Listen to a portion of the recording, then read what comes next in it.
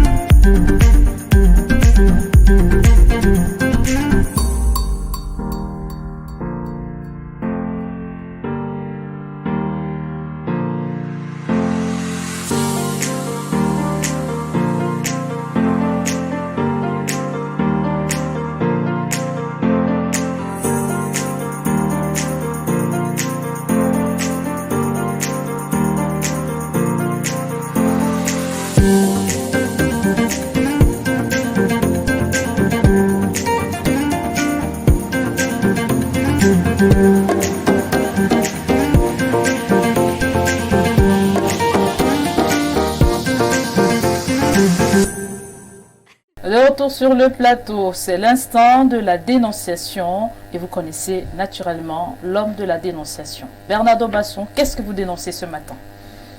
Bon, je vais tenter de faire la version courte parce que il y a beaucoup de détails dans la situation et je vais faire la version résumée.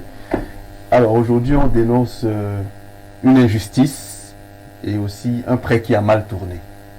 Oui, donc, un monsieur avait une difficulté, il avait une dette, il est quincaillier et il a contracté un prêt auprès d'une dame à hauteur de 900 000 francs bon, pour rembourser avec une légère marge. Oui. Le monsieur, une fois que le prêt contracté, a vu ses activités vraiment se dégrader. Mais il avait déjà entrepris le remboursement vis-à-vis de la dame. Donc il a effectué plusieurs versements à la dame dont il y a trace. Il avait pris 900 000 et il avait déjà versé 600 000. Sauf que ses activités commençant à se liquéfier, il prenait du retard dans les autres paiements, mais informait la dame de ce que j'ai des difficultés, mais je vais payer. La dame a décidé de le faire incarcérer. Donc elle est allée chez lui avec des éléments du CED. On l'a pris chez lui. Il s'est laissé faire, il est allé au CED et on lui a demandé au CED pourquoi est-ce qu'il devait. La dame lui a dit effectivement j'ai pris un prêt chez la dame, j'ai commencé à rembourser. On dit donc au CED, la dame dit qu'elle n'a rien perçu de vous, il dit non j'ai remboursé. J'ai commencé à rembourser. On dit apporte donc les preuves de ce que tu as commencé à rembourser. Il appelle son épouse, il dit viens avec les 4 reçus de 152 000 francs qui font 600 000 francs que j'ai. Son épouse apporte les reçus dans le cabinet de l'enquêteur dont je tais le nom. Au CED. Et donc, on remet les reçus dans le cabinet de l'enquêteur, dans le bureau de l'enquêteur, et un autre officier, adjudant, prend les reçus en question et va avec. Il s'évapore. Du coup, le monsieur n'a plus de preuves. Et donc, là, au CED, on lui dit, comme tu n'as plus de preuves, on va forcément te garder. On le garde, mais le lendemain, il rentre chez lui. Et puis, le lendemain, on vient le chercher à 5 heures chez lui. C'est-à-dire, on vient le prendre à 5 heures chez lui. On l'amène en fou cette fois-là. On dit qu'on l'amène au parquet. Il demande, mais à 6 heures, il arrive au parquet à 6 heures. Comme il connaît de la justice, on attend quand le parquet ouvre. Un monsieur lui donne 2000, il dit, va, ça finira comme ça finira. Et là, au parquet, on ouvre à 8 heures. On l'a vraiment entendu. Et puis, à 10 heures, ici, son mandat de dépôt. Et donc, quand le monsieur qui le soutenait arrive à Yaoundé à 15 heures, il a signé le mandat de dépôt. On lui dit, donne 200 000 pour qu'on tue l'affaire. Sinon, tu entres. Il dit, je ne donne rien d'abord parce que je n'ai pas. Mes enfants ne partent même pas à l'école, à la maison. Je n'ai pas. Du coup, on l'incarcère. Et quand on l'incarcère, on le convoque bien sûr pour l'audience. Et au moment de l'audience, il dit à la juge que j'avais des éléments de preuve, mais on les a retenus au CED. Sauf que pendant qu'il est incarcéré, son épouse rentre au CED pour chercher à avoir les reçus. Et là, elle tombe par chance sur le colonel Nana, à qui elle explique brièvement la situation. Le colonel la convoque dans le bureau pour lui demander ce qui s'est passé. Elle dit non, des messieurs sont arrivés chez moi, ils ont pris mon mari, et aujourd'hui mon mari est déjà en prison, en quelques jours d'intervalle. Il demande mais quels sont ces messieurs? Elle dit qu'elle ne connaît pas les noms. Si vous connaissez les visages, elle pointe dans un qui était effectivement arrivé chez elle. Le colonel l'appelle. Elle dit tu étais chez moi, le monsieur... Elle lui dit non, tu étais chez moi j'ai des caméras. Si tu veux, on rentre chez moi et on te voit. Il dit bon oui, c'est vrai, mon colonel, elle habite en Kouaban, mais Il dit, mais je n'ai pas signé d'ordre d'interpellation. Je n'ai rien signé. Donc vous prenez des gens sans mon ordre, vous les incarcérez. Vous savez ce que c'est que la prison. Et donc le monsieur a mis 69 jours en prison. Et la dame en question, la dame qui était créancière au départ, pendant qu'il était en prison, est même allée chez lui, demander à ses enfants qui sont tout jeunes, la salle de bain pour se mettre à l'aise. Et quand les enfants rentrent dans la salle de bain après, ils trouvent le sang partout sur les murs. La mère rentre, elle demande que, mais qu'est-ce qui s'est passé? On dit que maman, la femme là est venue ici, il y avait le sang partout. Elle demande à sa fille qui est un peu grande que, mais toi tu vois déjà le sang des femmes là. On se comprend. Est-ce que c'était comme le sang des femmes? Elle dit non maman. C'était partout, sur le mur, sur le sol, partout. Donc, et ce monsieur a fait 69 jours en prison parce que un officier, un adjudant, un sous-officier a retenu les reçus au CED et parce que la dame en question fait preuve de méchanceté et de sorcellerie. Donc la dame, j'ai dit que pour aujourd'hui, je vais donner son nom. Monsieur Yémek, je suis désolé. Non. Monsieur Basson, non. Non. Non. Bon, et le sang sur les murs. Faites la dénonciation, laissez le nom. Aussi simple que ça. Bon, et si les personnes sont victimes, qu'est-ce qu'on fait alors? On fera la dénonciation. Notre rôle n'est pas d'aller jusque-là, malheureusement. Nous ne sommes pas la justice. Monsieur Basson, je veux savoir, le sang sur les murs, là, c'était quoi? C'est quoi, des incantations que la dame je n'étais pas là, Olivia. Je dénonce juste un fait. Il faut dire que le monsieur a été incarcéré alors qu'il avait commencé à rembourser la dette et alors qu'on a dissimulé ces éléments de preuve au CED. Et deuxièmement, la magistrate qui tenait l'audience du côté de Foudon, je tais le nom, a dit à la dame que la plaignante est sa sœur. Et ça, c'est une faute professionnelle, vous le savez. Le juge doit être impartial. Ténis avait le bandeau sur les yeux, était un aveugle. Donc, c'est un cas que j'ai voulu qu'on soumette aujourd'hui. Bon, malheureusement, monsieur Yémek, puisque dans le nom de la dame, elle est quand même du côté de Nkolfoulou. Voilà, je préfère quand même le dire. Mais c'est grave d'avoir une telle injustice à deux niveaux. D'abord au niveau du CED, où on dissimule les éléments de preuve. C'est assez grave, Olivia. Donc, les démineurs en parlent ce matin afin qu'on sache comment gérer le cas de ce monsieur. Et je précise bien que je ne dénonce pas les éléments de spéculation. J'ai vu la décision qui a été rendue contre le monsieur. Il l'a présenté, je l'ai lu intégralement. Donc, on l'a accusé d'abus de confiance. Escroquerie. C'était abus de confiance dans la grosse. Et pourtant, c'est escroquerie, abus de confiance. Ça, c'était pas le cas. Merci à Bernardo Basson pour le récit de cette histoire malencontreuse, parce que c'est une histoire assez malencontreuse. Donc, je vais introduire, vous voyez, ma peine et ma gêne. Bon, mais bon.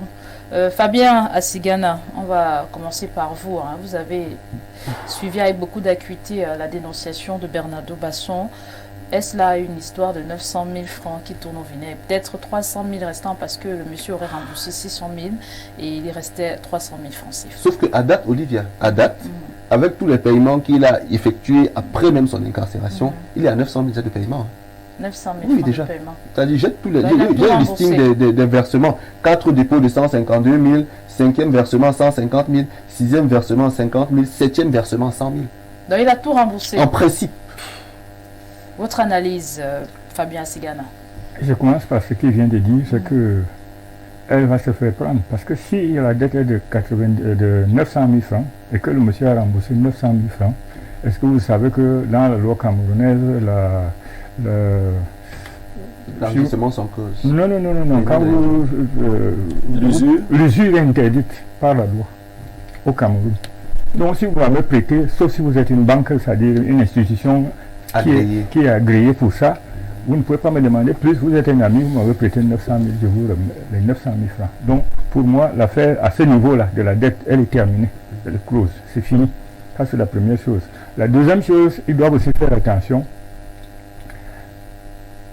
Quand, même au niveau du commissariat, vous savez comment ça se passe au commissariat, puisque moi-même j'ai eu ces gens que je vous dirai très rapidement. Quand vous arrivez, n'amenez jamais les originaux. Vous faites les photocopies. Et vous prenez maintenant les originaux. Si le juge veut voir, c'est l'huissier de justice qui fournit ça. Donc il y a la preuve. On ne peut pas dire qu'il n'a rien apporté, nous on n'a rien vu. Quand vous les donnez, ce sont des photocopies que vous présentez. S'ils veulent les originaux, c'est chez le juge. Et chez le juge, doit être présenté par l'huissier de justice. Ça, c'est la deuxième chose. La dernière chose, c'est que si vraiment ce monsieur a tous les éléments, par exemple au niveau de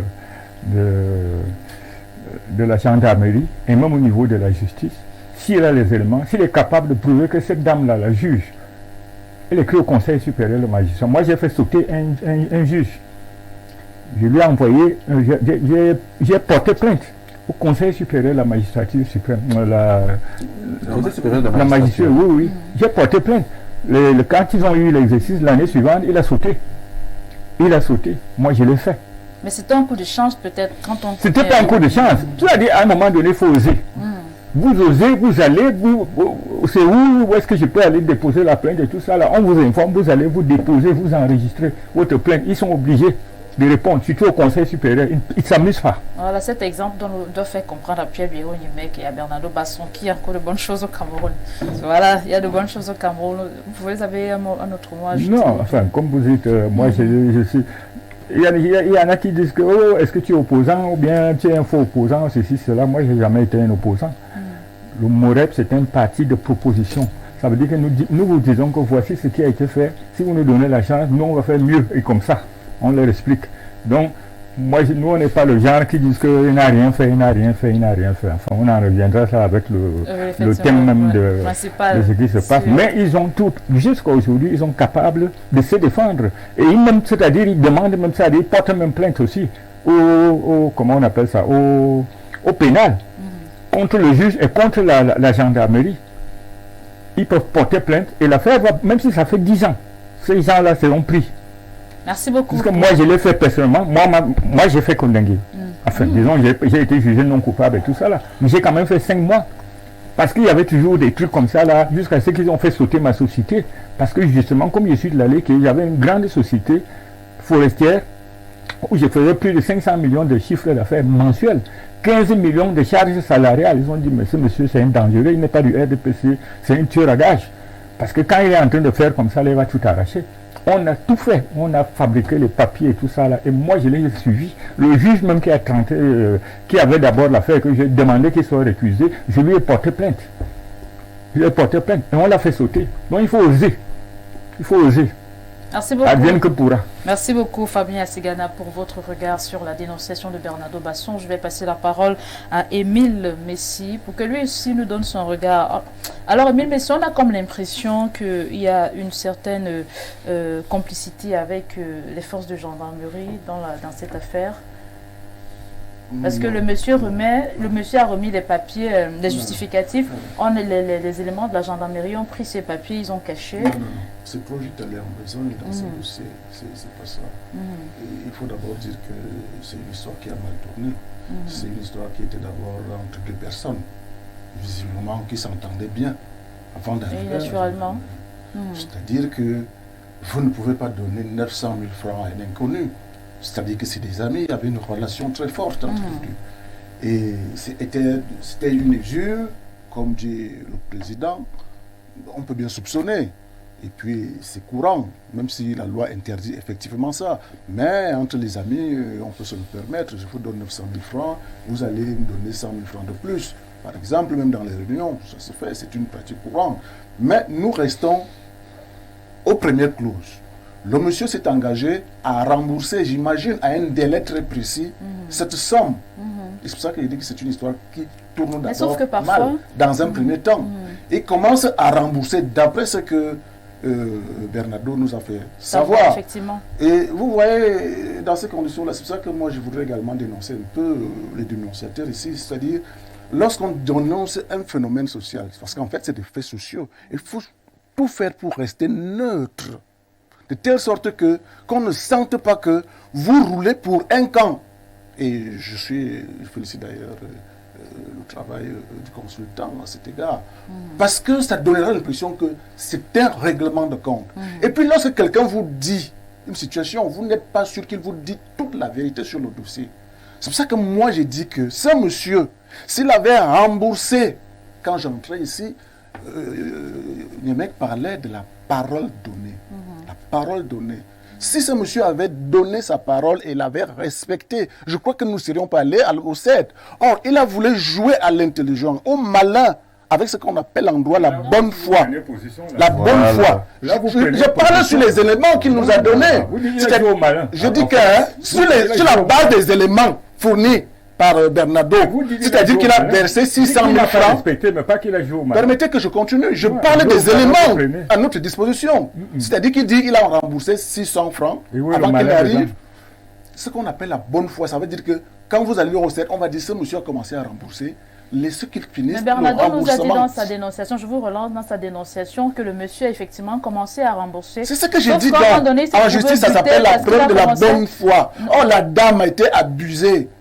C'est Non, ce qu'il faut en fait, dire. le monsieur s'est C'est-à-dire trouvé que la dame buté s'est et il retrouvée s'est rapproché abusée de la par dame. rapport Et- à l'échéancier que ce monsieur lui avait fixé. pas été Voilà abusé. l'intérêt de l'affaire. Et là où la dame va aussi c'est pas rentrer l'abus, dans l'abus, un c'est la autre mauvaise jeu foi. pour essayer aussi de punir ce monsieur, là on peut aisément comprendre que le rôle trouble de madame fera en sorte que puisqu'il n'a pas respecté sa parole, lui aussi va faire qu'il subisse un peu. Le Ça, c'est problème, sur la c'est que- base des éléments. Le Et nous problème, c'est ne que prenons pas. qui prend Nous ne position. prenons pas Il ne position. faut pas prendre Fabien, position. Fabien, Fabien, en si voulant là, donner vous le nom. permettez à Écoutez, M. écoutez. Messi de Permettez poursuivre, que je poursuive. c'est son avis En aussi. voulant hein, donner c'est son le avis. nom de quelqu'un qui ne nous intéresse absolument pas, ça ouvre la voie à d'autres ingérences et d'autres situations Oui, qui ça sont veut dire difficiles qu'il à prend gérer. position comme Mais vous le si faites. nous tablons sur les Fabien, personnalités si vous inconnues, permettez qu'Emile nous Messi restons termine sur les son données. propos, s'il vous Nous plaît. restons sur les données. Nous disons donc que c'est le monsieur au départ qui n'a pas respecté sa parole. Et ce qui lui arrive, moi je crois que c'est lui qui a commencé, comme on dit. Donc la dame aussi, d'une manière ou d'une autre, veut aussi user de son pouvoir. intelligence pour essayer de montrer à ce monsieur-là que ça ne se passe pas comme ça. C'est tout ce que je peux dire. Oh, d'accord. Puisqu'il a dit là que les preuves sont disparues, quelqu'un qui a des caméras de surveillance, lui n'a même pas de photocopie de ce qu'il a fourni. Tout ça me semble un peu louche.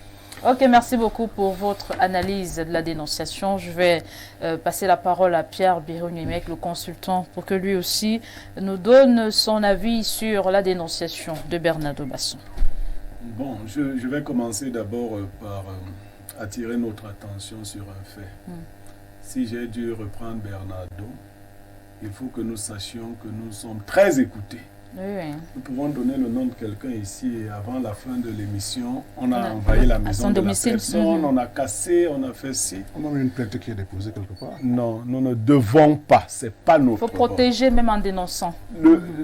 Moi, je suis mathématicien. On peut, pour dénoncer, on dit X, Y. Et Z. puis, le problème, c'est que l'idée de la dénonciation, c'est que nous enseignons quelque chose. M. Assigana a fait bien d'expliquer déjà que l'usure, parce que Bernardo a sauté volontairement ou involontairement le principe de départ. Il y avait usure. Ah. Elle ne lui a pas donné 900 000 pour que le monsieur lui rende 900 000. Non. Il faut vraiment être un ami proche pour qu'aujourd'hui au Cameroun, avec la cherté, la dureté de la vie, La conjoncture voilà comment économique, je vous quelqu'un donne 900 000 francs. et que vous Ça, c'est alliez vrai. tourner. La périodicité ne nous a pas été dite. Je vous donne 900 000. Oui, si je suis multimillionnaire, je peux oublier 900 000 chez vous pendant 6 mois. Mais on voit bien que la dame dont nous n'avons pas cité le nom, et nous avons bien fait de ne pas le citer, parce que là nous entrons dans son intimité, nous lui créons d'autres dommages que celui qui lui a été causé. Mais on va revenir sur les dommages qu'elle a causés elle aussi. Elle pratique de l'usure. Et je dis, beaucoup de choses sont interdites, sauf que quand les gens les font par consentement mutuel dans les quartiers, tant que ça ne tourne pas au vinaigre, l'État n'est pas impliqué. Il y a beaucoup d'usuriers.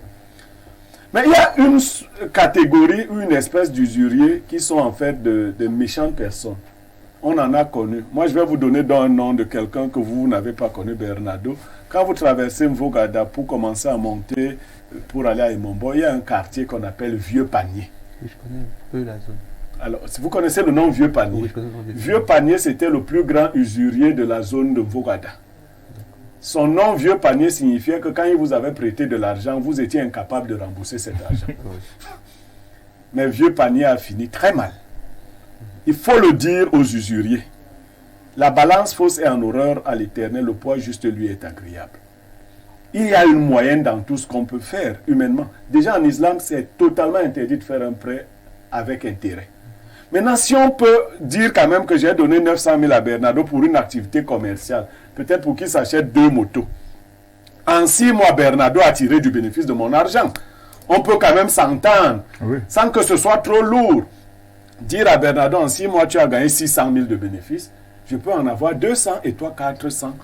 Si Bernardo est correct, si tout se passe bien, on peut s'entendre, mais sous la forme de l'usure. Et si je suis de cette espèce d'usurier qui bloque les clients pour qu'ils ne soient pas capables de rembourser afin de leur arracher des biens, parce qu'en général, les usuriers demandent des gages qui sont souvent au-dessus des biens du montant qu'ils vous ont prêté. Après l'aval. Si un bien avait donc été mis en gage, parce qu'il y a des non-dits dans cette affaire, pourquoi on se retrouverait au commissariat ou à la gendarmerie si le bien avait été gagé? Parce qu'en général, l'usurier prend la précaution d'avaler ton bien. Maintenant, on ne peut pas nier aussi les comportements de certains de nos hommes en tenue. Vous n'êtes pas, nous ne sommes pas dans... Nous connaissons tous le pays. Il y en a qui sont de très très mauvaise moralité dans les enquêtes. Moi, je suis souvent allé accompagner un petit frère, un cousin à la gendarmerie ou à la police. C'est quand on reconnaît le visage, mais qu'on ne fait pas certaines choses. Quelqu'un vous dit, je suis arrivé, on m'a dit, va directement en cellule. On ne m'a même pas écouté. Mais vous arrivez, vous dites, il y en a même qui cachent au procureur les noms des personnes qui sont dans les cellules. Qui gèrent avec les substituts. Mais vous n'imaginez pas. J'ai même vu des pratiques telles que quand le procureur doit arriver, on demande aux gens qui sont en cellule de sortir. On sort quelques-uns, on les amène dans un couloir, et quand le procureur est reparti, on les ramène. C'est-à-dire que certains hommes en tenue font des postes de commissariat, des cellules des commissariats, des prisons. Vous pouvez y rester. Je vis dans la zone de Mvogada. On vous dit qu'on a pris un Nigérien, il est en cellule depuis 3 mois. Parce qu'on lui exige 1 million. En cellule, pas au parquet. Alors, de telles pratiques existent chez nous. Les corps sont pourris. Il faut dénoncer cette façon. Et si on a laissé passer le nom du colonel Nana, c'est parce qu'il a fait une action positive. Vous voyez que nous n'avons pas cité ceux qui ont fait les actions négatives. Il n'était donc pas question de citer le nom de la dame. Quand vous citez aujourd'hui le colonel Nana, tous les autres officiers supérieurs, les subalternes, disent félicitations.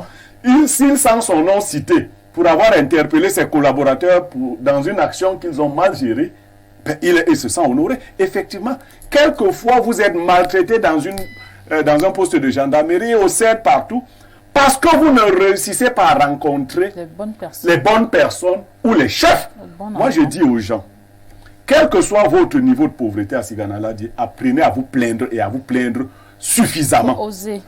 C'est-à-dire, vous ne pouvez pas m'amener, même quand j'étais seulement étudiant, vous m'amenez comme un bœuf qu'on amène à la boucherie. Je vais faire tellement de bruit que le colonel va demander que... Mais monsieur, si c'est qui? Pour que j'ai la parole. Je vous assure, je suis enseignant, je vous ai raconté ici un jour ce qui s'est passé dans un conseil de discipline auquel j'assistais. Même le corps enseignant, on s'entend pour que on donne des jours d'exclusion aux jeunes filles qui ont refusé tel ou tel prof. Vous imaginez ça? Et l'élève arrive, n'a pas la parole, tous les profs sont d'accord, on lui fait... Et puis, j'ai attiré l'attention d'un proviseur en lui disant non. Il y a quelque chose qui se passe dans cette affaire. Je ne suis pas du côté des élèves, mais j'ai le sentiment que l'accord tacite entre tous les enseignants vise autre chose. On ne peut pas faire la promotion des contre-valeurs. Quand un élève ou une élève est traduit au conseil de discipline, qu'on l'écoute et que le proviseur lui donne le sentiment qu'il ou elle est libre de bien expliquer le problème.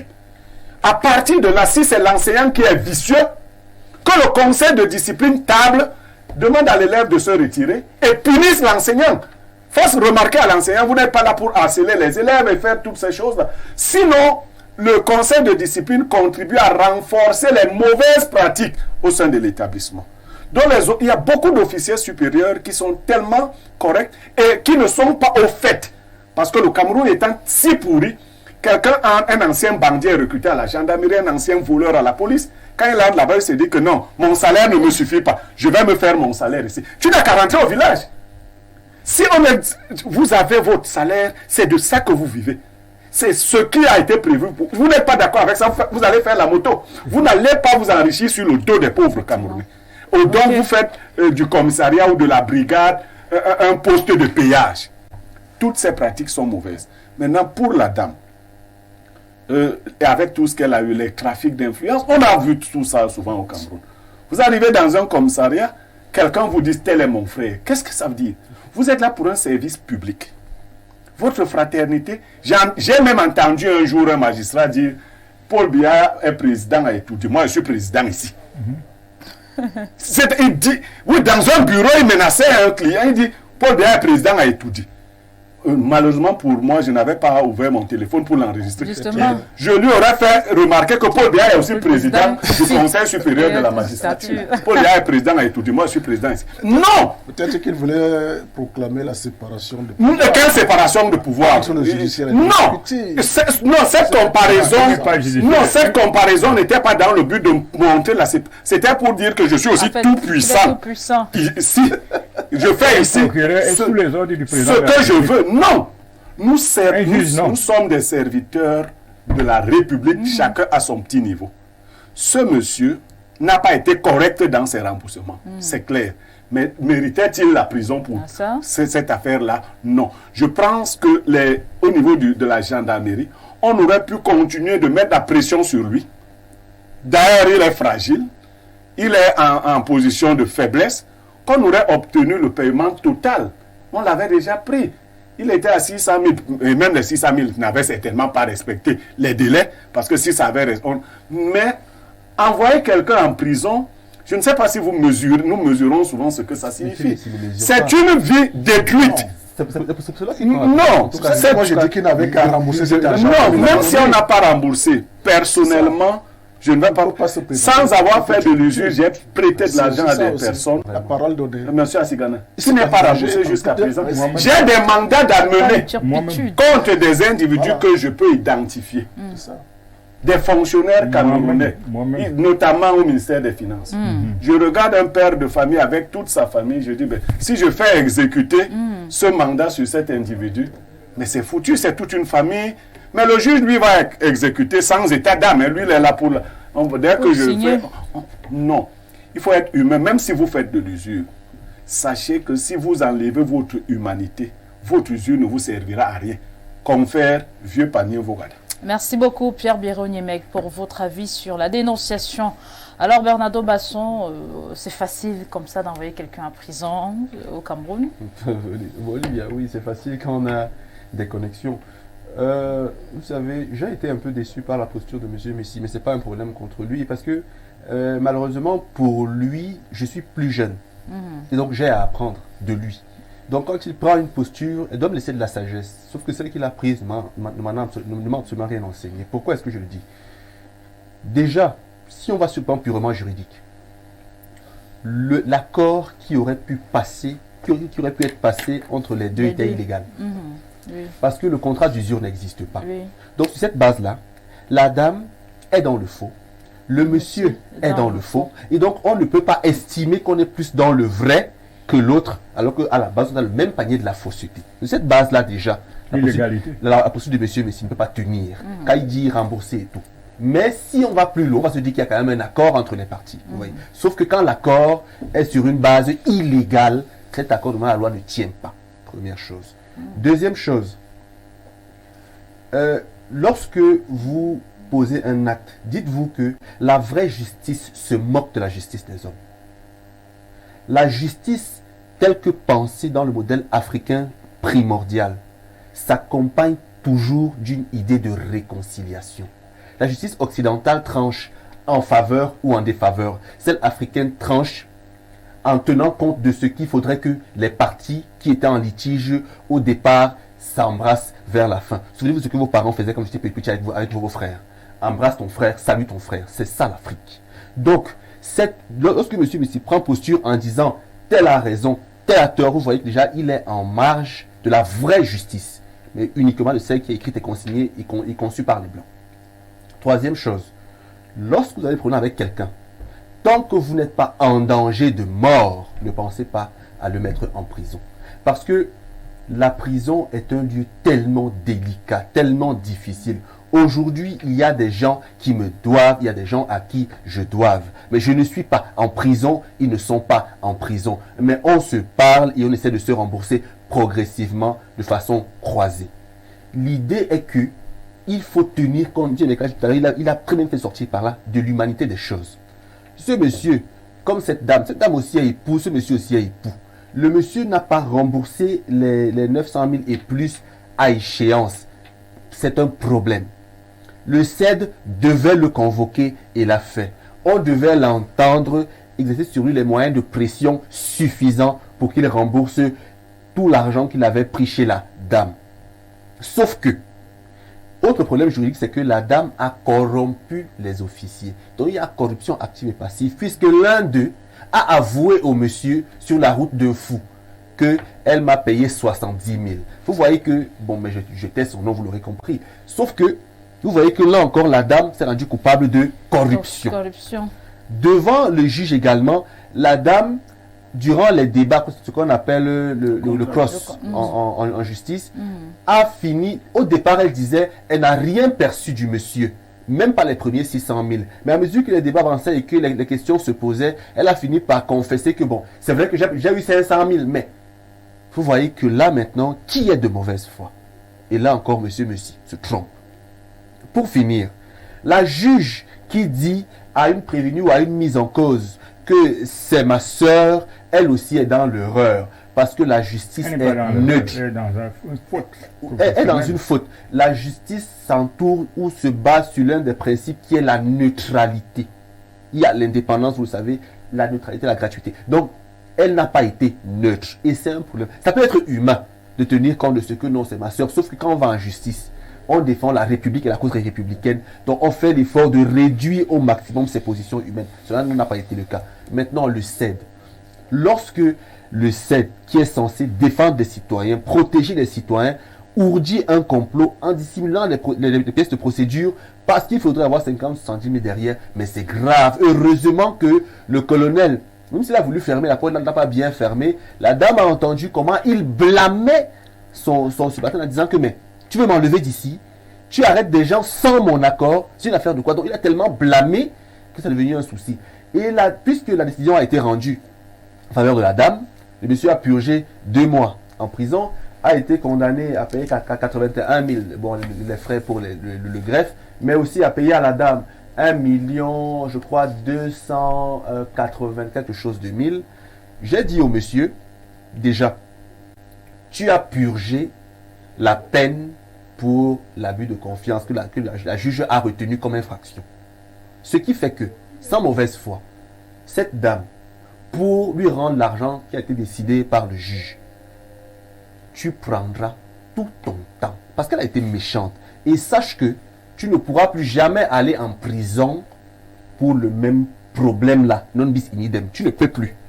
On ne peut pas te condamner 2 fois pour la même infraction en justice. Vous voyez. Donc, je lui ai dit, tu prendras le temps. Parce qu'elle est venue avec des huissiers, elle l'a sommé, le contenu de la décision doit être appliqué. Où mettez-vous la contrainte par corps? Mais monsieur mec, la contrainte par corps peut même s'appliquer. Sauf que je lui ai pas dit ne rembourse pas.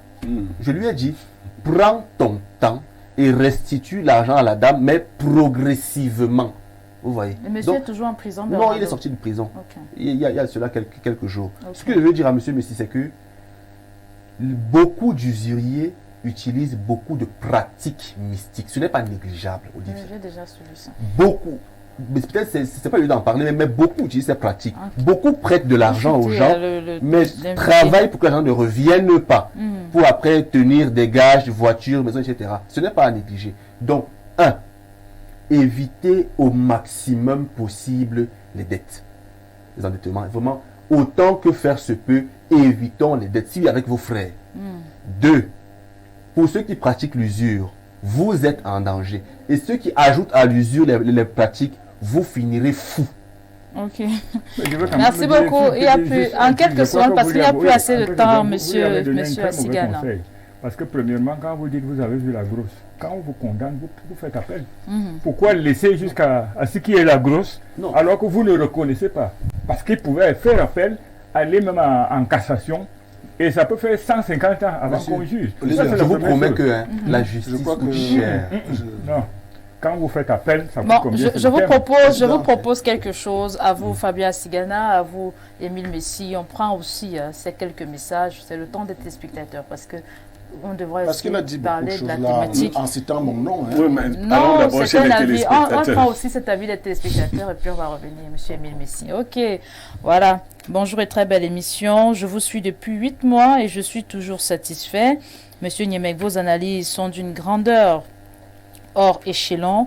Olivia, oh, ta beauté peut adoucir les cœurs les plus rebelles. Ça va se savoir. Les cœurs les plus rebelles, désormais je te proclame la perle nationale. C'est Franck le Boy 2.0 qui nous écrit depuis Gaoundéré.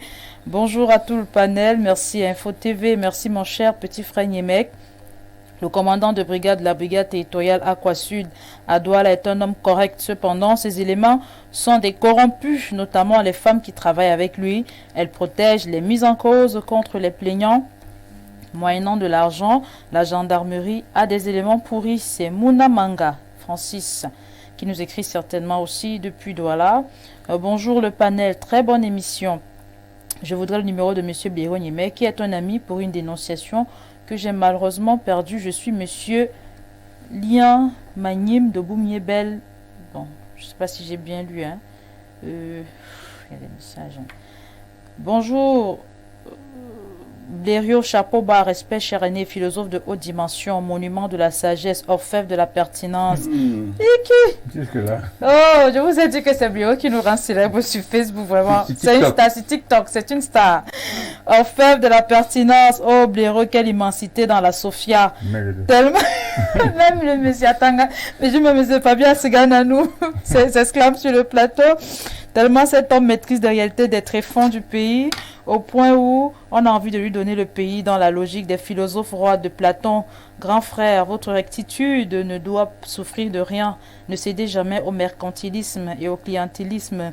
Notre grand maître Socrate avait donné sa vie au prix de cette justice humaine, devenue de nos jours idéale au lieu d'être réelle. En dépit de cela, cher aîné, le combat doit continuer. Nous croyons en notre Cameroun, ceci avec les hommes de votre Akabi, cher Blériot. Grand frère Messi, le gouvernement, c'est le RDPC qui est en même temps le parti de l'État. C'est Félix Niguet, enseignant de philosophie, qui donne son avis ce matin. Bonjour sur le plateau. Juste pour dire que s'il fallait mettre les gens en prison pour de l'argent, c'est que mon père a mis toute la ville de Yaoundé en prison de nos jours. Tu trouves une personne qui te rembourse plus de la moitié de l'argent qu'il a emprunté. C'est très rare. Captieux Rodrigue qui nous écrit aussi ce matin.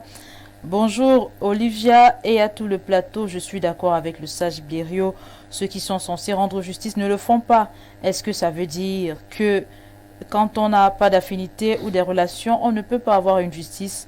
Koyan Jérôme depuis le village universitaire de Dan à Gaoundéré.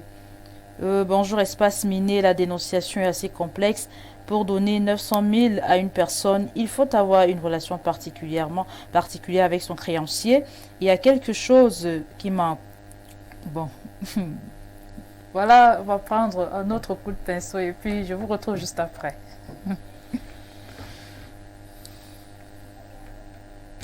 Bon, ok, on prend donc encore ces quelques avis ici. Il y a quelques soucis techniques.